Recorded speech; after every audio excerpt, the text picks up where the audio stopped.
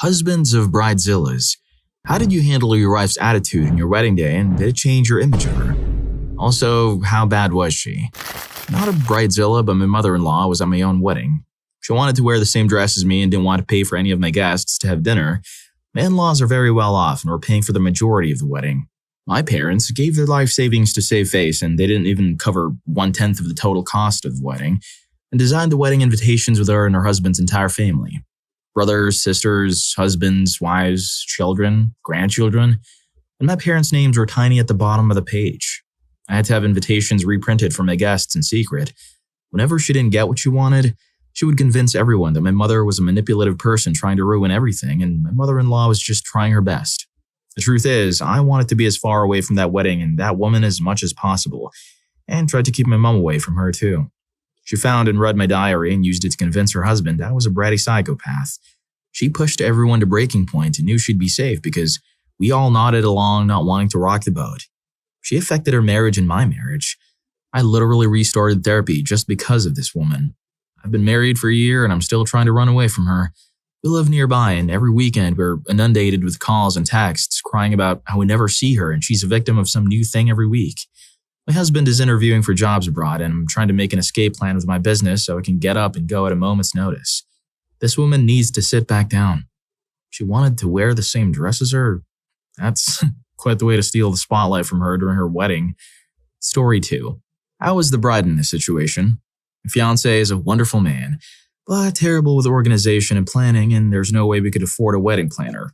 Trying to afford even the most budget-friendly wedding in a major city means a lot of price comparisons, bargaining with vendors, and keeping track of tiny details. I honestly never cared that much about my wedding, only that it was outside, had good food and drinks, and wasn't that expensive.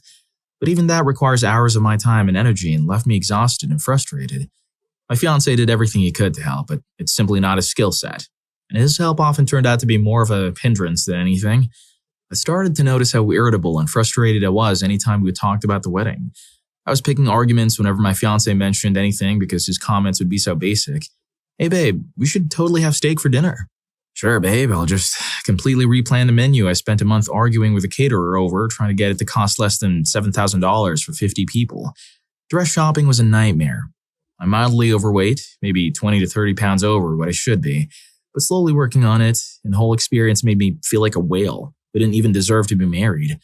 I went home and freaked out and told him I hated our wedding and couldn't we just forget the whole thing. So we canceled our wedding, and next May we'll be flying to Italy with just our parents and siblings and getting married in a villa in Tuscany. 2 weeks in Europe will be half the price of a cheap state park wedding for 50 people in the city. Best decision we ever made. Story 3. How about the sister of the husband of Azilla? I had met her several times before my brother told us that we're getting engaged. She seemed lovely, warm, and fun. Mom to a little girl who was just adorable. They didn't have a lot of money for the wedding, and she was pregnant, so they were in a hurry. Okay, we can work this.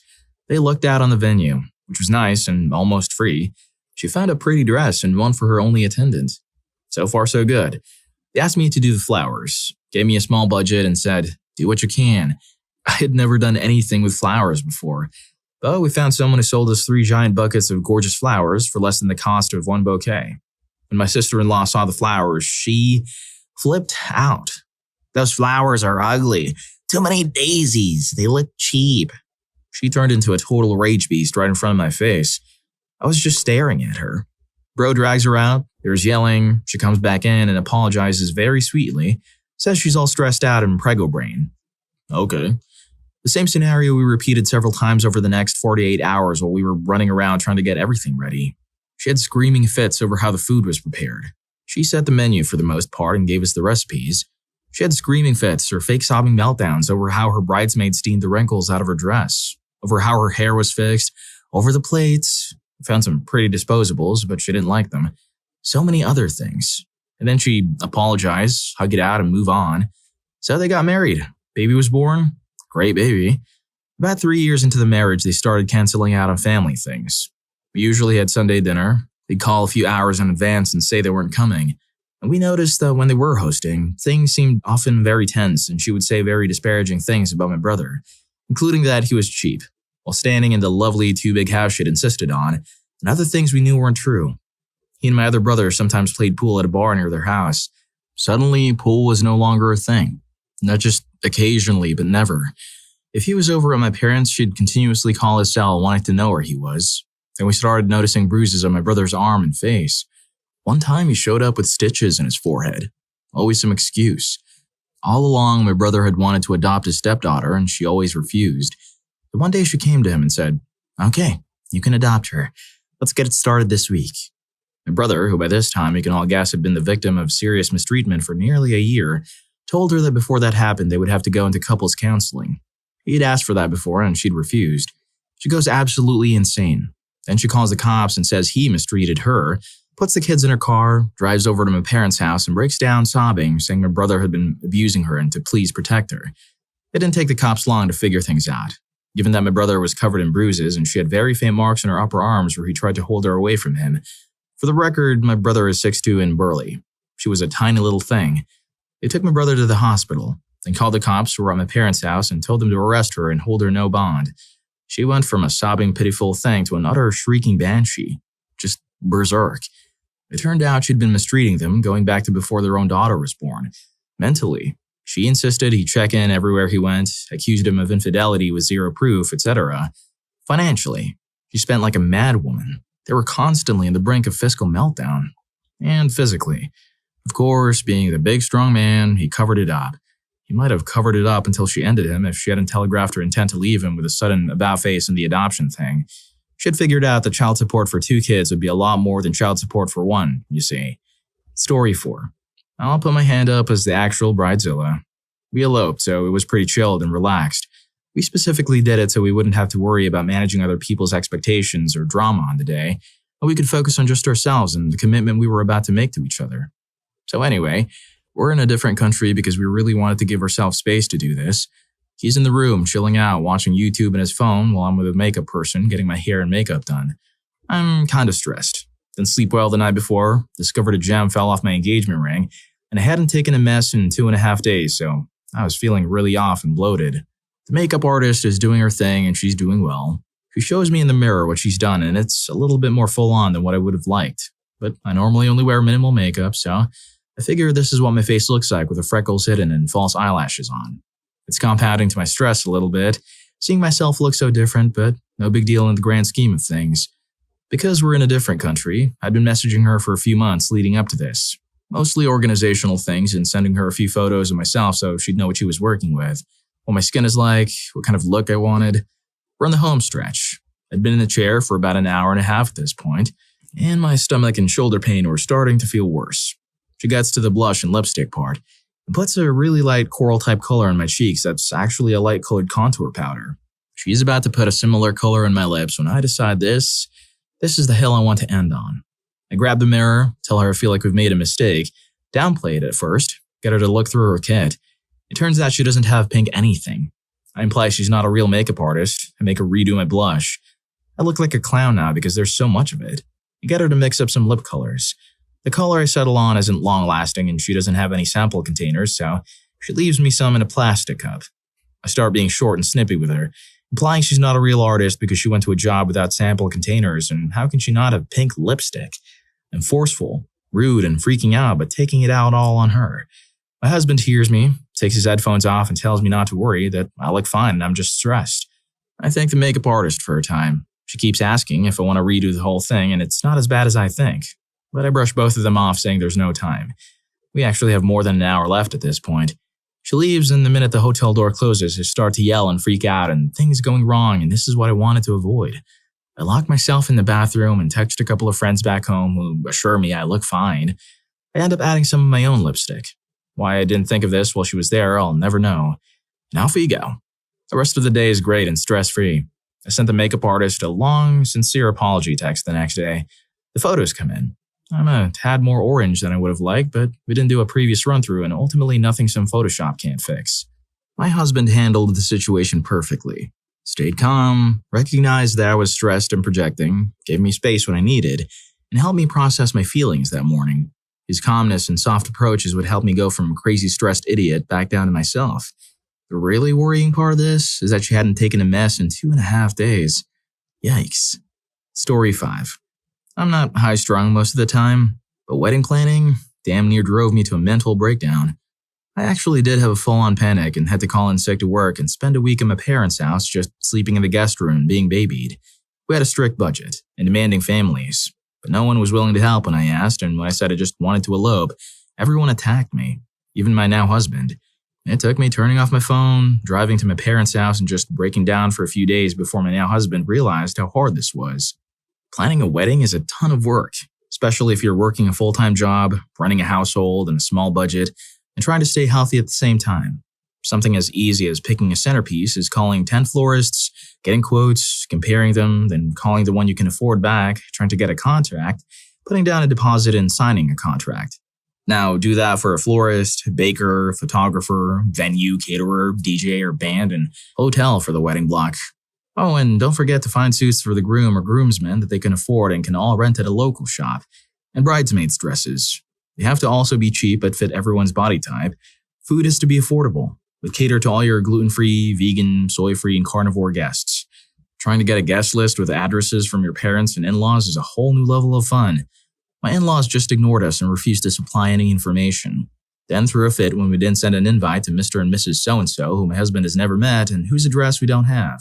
The seating chart was also fun, since half of my husband's family hates the other half, so I had to make a chart that ensured Bob and Susan didn't sit near each other, but both Bob and Susan could chat with Joe. Oh, and don't forget, people get super offended if they're at a bad table number, so keep that in mind when doing the seating chart. Then thank you notes fell 100% on me. My husband didn't see the point, but his parents and mine would be furious if we didn't send them, so I was handwriting notes for 3 weeks after our wedding, an hour a night before bed. If I had to do it over, I'd insist on eloping and pocketing what we spent in the wedding. I think I still have lasting stress from that. Story 6. My ex-wife was a bridezilla and her mother was the definition of a monster-in-law. I just handed over reins in defeat and got hammered through the whole planning process. Ended up being the complete opposite of anything that I wanted. The marriage lasted 2 years, 7 months, and 3 days. My group of friends, including my best man, his now wife, a few colleagues, my sister, and her husband, had a betting pool on how long the marriage will last. I found this out the day I told my father, who was in on it, that we had separated. At the time, I put it down to the stress of wedding planning and thought, no, she's really not like this. Nope, turns out that she's a spoiled brat and wanted me to take over from her father, just pampering her and never saying no, because he stated that now she was married, it was my responsibility to keep her in the life she used to. She ended up leaving me while I was deployed and moving interstate, taking my son. That was a shock to come home to an empty house. Her reasoning? I said no to her buying a new vacuum and that I didn't love my family enough because I put my work first. 4 years later, after a long and messy divorce, I'm about to elope to Vegas with my partner as we're happier than ever together. And neither of us want to deal with a BS associated with a traditional wedding. Story 7. Not a husband, but I know a bridezilla. I was supposed to go dress shopping with the bride, but she went without me. Fine. It took 2 months for her to tell me what color I should wear. I get to the wedding and am changed there and realize that I wasn't invited to anything or included in anything, including the hair and makeup that was provided for the wedding party. I also realized that the bride's mother was wearing the same color dress as the bridesmaids. Mine was a totally different color that matched nothing in the wedding. I was told to wear that color. Oh yeah, I'm the mother of the groom. I had gotten my hair done by my stylist beforehand, and ironically, I knew the makeup artist that was hired. I done my own and she touched it up a little bit because we used to be co-workers and she felt bad. I wanted to cry. My feelings were so hurt. I thought we had a pretty good relationship, but I was so wrong. The wedding was fun. The bride hid in her dressing room the whole night, came out to get married, then went back in. Came out for pics, went back in. Came out for dinner, but it was so late, everyone had already eaten. She did the traditional dances, went back in, and didn't come back out until everyone had left. My son got to entertain everyone. Why? Because she bought a very form-fitting dress a year before the wedding and then gained a bit of weight. Couldn't afford a new dress, so had to pay to add fabric to the one she had. She thought she looked bad. She didn't, so she hid. If anyone went in to try to talk her off the ledge, she threw a fit and cried. When she was introduced to her husband's relatives she'd never met, she was indifferent and rude. The groom had no idea any of this was going on. She had told him she felt sick. Good times. I should also mention that they had been married for 2 years, but she wanted the big splashy wedding and then didn't participate in it. Story 8. I think something that people need to remember about bridezillas is the situation they're in. Our society puts a lot of pressure on brides as far as what their wedding should be. From the moment they read their first fairy tale until they've sent out the last thank you card, a bride is bombarded with expectations of what the perfect wedding is. Once the ring is on, that pressure is increased 1,000-fold by friends, family, coworkers, vendors, everyone and their dog. It doesn't help that weddings are wildly more expensive than they used to be. And up until recently, a bride was basically forced to rely on her family for the money for this, which they felt entitled them to have a say on how the day went. Compounding this is the pressure from the vendors directly, this idea that if you do less, you're selling yourself short. And a lot of brides are not used to this kind of pressure. Then mom swoops in and says you should do what she wants anyway. And so the bride signs on the dotted line for something she doesn't want because the pressure is strong and she doesn't want others to be unhappy. Then you reach a breaking point, something important to the bride, and she puts her foot down. Instantly, that pressure turns venomous and people start throwing accusations at the bride that she's selfish. Add in a healthy mix of the groom wafting about saying, whatever makes you happy, and my mom is upset because you insert some wedding decision here. A nasty Facebook post from a cousin because the bride wouldn't let her invite her boyfriend of 2 weeks. Your aunt being pissed because the wedding isn't a GMO-free raw food vegan affair, and everyone expecting that you should put their wants over the needs of others. And a lot of people unused to this kind of pressure snap. Then the word bridezilla is thrown around while the bride is overcome with guilt for losing her temper. There are actual bridezillas out there, don't get me wrong, but for every real bridezilla, there are 10 women at the end of their rope without support. Story 9. Groomzilla here. We had a costume wedding, and on the day of the wedding, our seamstress was hit by a bus, and none of the 16 outfits were ready. The maid of honor rushed to the seamstress's house to pick up what we could. None of the outfits were ready. The seamstress was watching Netflix on her couch. Maybe it was a tiny bus? I called my best man, explained the situation, and told him to skip breakfast and get over here ASAP. 45 minutes later, I called again, only to find they were at IHOP waiting on food. I lost my mind at that point, considering we were in crisis mode and they were scarfing down pancakes. Years later, I feel pretty justified, but I wish I hadn't lost my cool. Lots of yelling and screaming. As for the wedding, the bridesmaids spent the entire morning or afternoon sewing on buns and fixing the stuff the seamstress missed. The guys' costumes were fixed up, but the girls ended up renting outfits from a local costume shop last minute. They all looked like Disney princesses, and it was wonderful. So no harm, no foul, I guess. And as for the seamstress, she never called us back to collect on her invoice. Maybe she was hit by a bus. Wow, can't say I see her staying in business long if that's her idea of professional. Anyways, if you're enjoying the video, don't forget to hit that subscribe and like button for more videos like this. Story 10. Used to play in a function band that specialized in wedding functions. We covered everything from oldies, classics, modern renditions, and various other bits. We also had a set of lapel mics for things like speeches and the like. Can't confirm momzillas are way worse than bridezillas. There is also the odd hammered uncle who makes a spectacle as well as a couple of times. The embarrassing reception where a bride has done a runner. The worst momzilla made her presence known when we were doing the band setup. She tried to dictate who would be standing without caring that we had a stage order. As a bassist, I needed a line of sight with our drummer and keyboardist, whereas the guitarists preferred sight with a drummer and vocalist. It was already awkward as it was hard for my drummer and I to cue off from each other, and our vocalists were still trying to figure things out. We eventually told her tough and went back to our usual spots. Soundcheck was even worse. She kept saying, "No, you're playing that song wrong. I'm a concert violinist and I know music more than you do," sort of thing. I think the hotel staff had already had an earful from her, and we're glad that her attention was on us. She delayed her setting up a good 2 hours. We only just got done by the time the reception party showed up. We only just made it through the speeches without the lapel mic batteries going out. 2 of the RFs went out literally seconds after the speeches finished. She continued her reign of supremacy throughout the evening, standing adjacent to me on the stage, noting down everything wrong with her performance. Right at the end, when we were packing down, she had her confused-looking daughter in tow, demanding a significant reduction due to how terrible we were at getting everything wrong. "You came in too early on the beat for Rock Around the Clock. Your vocalist was off-key for Twist and Shout." After her tirade, the daughter said, "Hush, Mommy, it sounded fine to me," and walked off. Thankfully, no discount, but no tip either. Another strange bridezilla story. She berated us because her vocalist wasn't single and she had promised her sister that she would hook her up. The hilarious weddings were where the bride and groom's families were a very different stock and neither side approved of the wedding. The arguments and near fights were amazing. One was a Jamaican bride and a Scottish bloke. I'll let your imagination run wild, but yeah, everything you can think of and more, from both sides. And finally, the no-show weddings. A couple of times we played until we got told, It's cool, let's wrap it up, guys. Apart from one time, the bride was a no-show. The groom's family drank themselves silly, and the groom-to-be spent the whole night dancing with some girl, much to the disapproval of the bride's momzilla, who had shown up but couldn't say anything. He played a good deal longer that night, feeling the little guy deserved a little fun on his not-wedding day.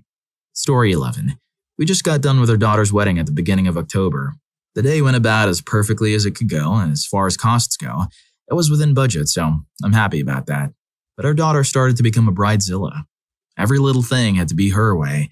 We got it stopped quickly after sharing some of the horror from ours and other weddings, and sharing a dozen articles from wedding planners on how to make a wedding go smooth. The most important point made in all of the articles was to not sweat the small stuff, which they generally defined as 30 years later, will it be important to remember this thing? My wife and I also had a heart-to-heart about her expectations versus brides versus does it matter. She set a goal to not be a mother from hell. We then asked our daughter to list the top 5 things that matter most and be prepared to get her way on only those. She took a day off and came back with her princess for a day list. It was number 1, to be married at the end of the day. Number 2, to have a great day with as little stress and frustration as possible. Number 3, to have a short set of dances. Number 4, to have dad to walk her down a dual staircase, not an aisle. And number 5, to have a luncheon and a reception. Once she knew we agreed that she could have all of those and they were in her control, then little things like the color of the napkins and whether they were monogrammed could be left to someone else. She could input, but not insist. We also asked the mother-in-law to take over the decision-making for the luncheon. She felt left out. So she coordinated and my wife helped with the work of making decorations. In the end, we had a great day that was actually very low stress. I think the key was twofold. First, getting my wife to realize she could be a major part of the problem and having her decide that wasn't going to happen. And second, reining in my daughter started being bridezilla and letting her know we weren't going to put up with it. We're paying, but it doesn't mean we wanted control other than over budget. But it's supposed to be a good day. It can't be that if everyone is fighting, stressed out, and emotional. Is that what you want to remember 30 years later? Story 12. I'm the bride. My mother and matron of honor were the Zillas, who drove me up the wall with, "You should do this, but don't forget to do that. And you can't do this, but you must do that. Oh, and you should have this and that." And the other is trying to be too detailed, etc. My husband listened to my frustration for all of one day and said, "We can elope. We can get married at town hall and have the reception another day. Or you can let them drive us both crazy. You pick." We got married 2 months later at town hall, with about 20 of our closest friends and family in attendance, and had a nice lunch at a nice restaurant immediately afterwards, and had the reception 4 months after the local VFW for super cheap. And everyone had such a great time that they're still talking about the fun, the food, and the decor 2 years later. Story 13. I'm not sure if that's worse than my pre-wedding situation, which was, holy, if I don't find a toilet in 12.5 seconds, I'm taking a mess in my pants, sporadically for the 72 hours before my wedding. I ended up not eating for about 24 hours before her ceremony because I was terrified of soiling myself during her ceremony. Still had emergency stress diarrhea 30 minutes before the ceremony. Thankfully, I made it through the ceremony just fine. Afterwards, we were supposed to take photos. Except, my new husband had vanished. Sent a groomsman to find him. Turns out, my husband had also had nervous diarrhea and needed 10 minutes to compose himself in the bathroom before we took photos. Between photos and our grand entrance, we shared a mini bottle of Pepto. Not sure if that counts as romance, but I like to think of it as a nice bonding moment in our wedding day. By the time we both walked into the reception hall, our nervousness had died and we no longer had emergency soils. But we both realized we were starving and hadn't eaten in 24 hours. So we quickly inhaled our dinners in an animalistic fashion that probably terrified our poor coordinator, who brought us a second, third, and fourth dish of appetizers. Story 14. My wife was getting stressed and started to zilla out, so I took it away from her. We sat down over dinner one night and discussed what her most important moments or ideas were, and she agreed. As long as those 3 to 4 items were covered, she would relax and let me fill in the blanks. You want a venue that will let you make a runner out of silk scarves and do a Sunday afternoon ceremony? Great. Here are the 2 in our area that do that. Chicken, fish, or beef. Okay. Here are the 2 chicken entries they serve that you would like. Now you can't see the price. I will take care of that. Here are the 3 photography studios that work with our DJ for the video sound and the venue. Now that other guy you saw on Facebook is not as good. Please review these 3 and choose your photographer. Here is station identification, the one DJ you can choose from. Seriously, I didn't even give her an option in this one. If you're getting married in Southern California, this is the only one to use. They do way more than just play music. and having a professional to direct your guests' attention makes the entire event so much better. Over 2 years later, and we still have people telling us how well everything went at our wedding. Story 15. My wife didn't go full-on bridezilla, but it was definitely pretty clear that the stress was getting to her. All the Instagram browsing, wedding magazine reading, and YouTube watching she was doing had created a set of extremely unrealistic expectations. Certain things got so built up in her head that when the reality didn't match up, it was hard for her not to feel a bit let down. And for me, it was hard to hear her talk about how much she hated her dress, our venue, the decorations, etc., and how terrible and gaudy and disappointing her wedding was going to be. I found that we were fighting a lot more frequently too, which really made me start to worry that this was a red flag, until I Googled fighting before the wedding and found out what a common thing it was. Ultimately, I'd say it was an overall positive experience, because I got to see her pull herself back from the edge of being a bridezilla and use her intelligence and reason to control her emotions. It gave me even more confidence in the future of our relationship, because I could see that when difficult times or hard emotions come, she's willing to talk through them and recognize that her feelings might not reflect the truth of the situation. I'd probably have a much different response if instead of sobbing quietly to me privately, she threw a big public screaming fit like a full-on bridezilla. But as it is, I think it wound up okay. Story 16. I'll pop in and admit that I was the bridezilla. I'm normally super calm in stressful situations, but planning a traditional wedding on a tight budget, fully funded by me, is awful, especially because it's so many months of constant effort. My now husband had no interest in any of the wedding coordination. Whenever I asked for help or input, he'd just respond, "This is usually a woman's thing, so I don't know how or don't want to do it." I would have leaned on my bridesmaids, but my maid of honor passed away before the wedding, and my other bridesmaids all moved out of state a few months before the wedding. Finances were really tough, because my car's transmission went out a few months before the wedding, and now husband and I had to share a car even though we worked 20 miles apart in opposite directions from home.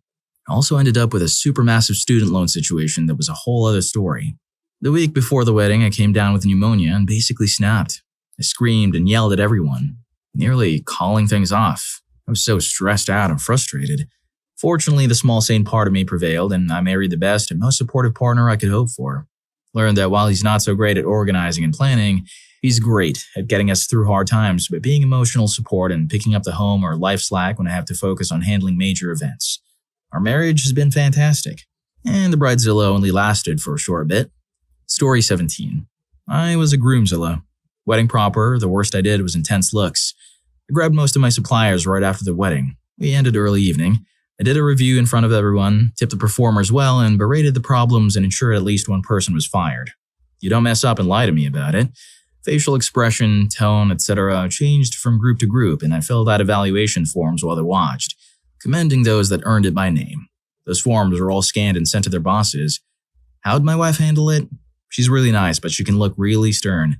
I sat on a throne-like chair most of the time while she stood behind me, looking stern.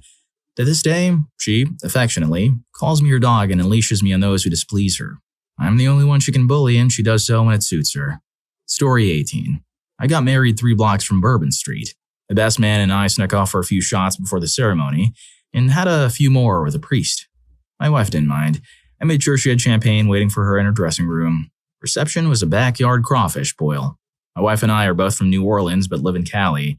We had already gotten married in a courthouse but wanted to have a low-stress ceremony for hometown friends and family. It was perfect.